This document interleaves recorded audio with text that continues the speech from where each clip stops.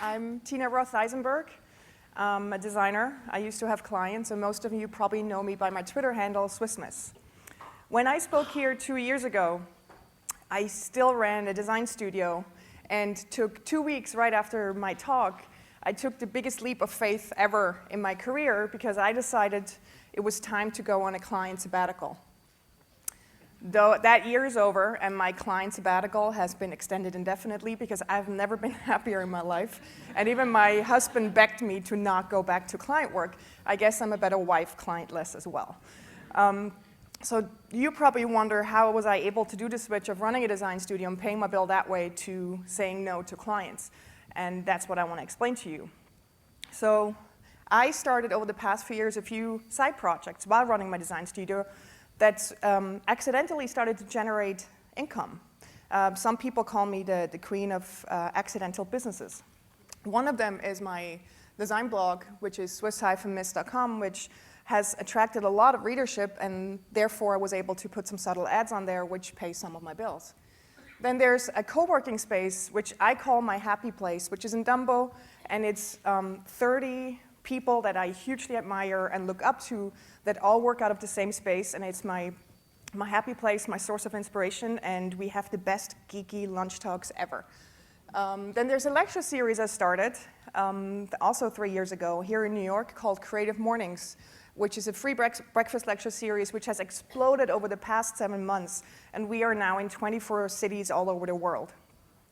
And I started a to-do app called To-Do, and the web app is free, and I realized that there was a huge demand for an iPhone app, so we did an iPhone app, and that generates some passive income.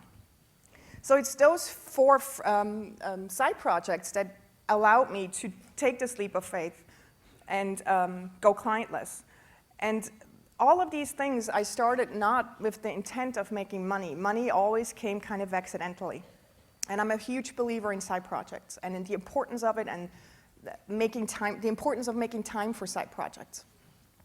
And actually the most recent side project that I want to talk about right now, that kind of, I think, sealed the deal for me for not having to go back to client work, is something that was inspired by my daughter. My 5-year-old daughter last May came up to me after a birthday party and said, "Mom, can you help me apply this temporary tattoo?"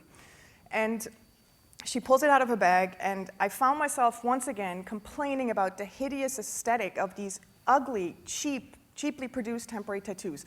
So I'm applying it on her arm. She, of course, is happy, but I'm like, I'm visually offended. And I'm like, there has to be a better solution for this. So I have a personal rule that basically is, if I catch myself complaining about something over and over again, I need to either change it or let it go. And I'm like, I'm not going to let this one go. So I sat down, I Googled the production cost of temporary tattoos, and then reached out to some of the well-known designer friends of mine, and such as Jessica Hish, the typography person, or Chris Glass, and I said, hey guys, what would you say if I design a cool store, you design temporary tattoos, I give you a cut, and we just start selling temporary tattoos for kids and for kids at heart. And I just figured, let's just test a pulse. I had no idea how excited designers and illustrators would be at the thought of designing for skin. It's like a new canvas. So starting the next day, I had like all these submissions flooding in, and sure enough, a month and a half later, I launched Tattly.com, designing temporary tattoos for kids and grown-ups. And the response has been absolutely mind-blowing. The orders kept coming in to the point where I had to instantly staff up. We're now a team of 3 full-time people working on this. And again, I started this 7 months ago. I had to get my dedicated office space because we did it out of the co-working space because we were just exploding out of our seams.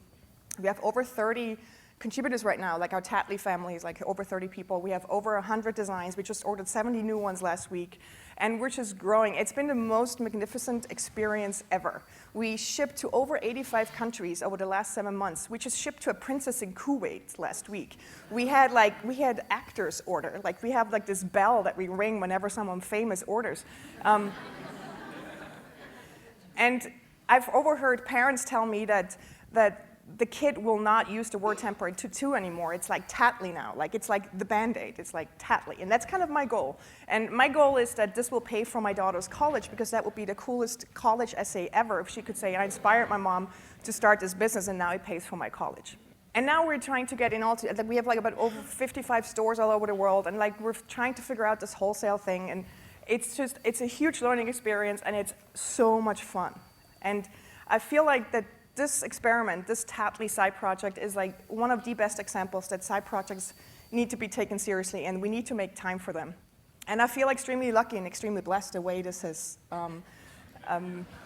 happened. So I want to end my talk with one of my all-time favorite quotes, which is by James Murphy of LCD Sound System, which is, "The best way to complain is to make things."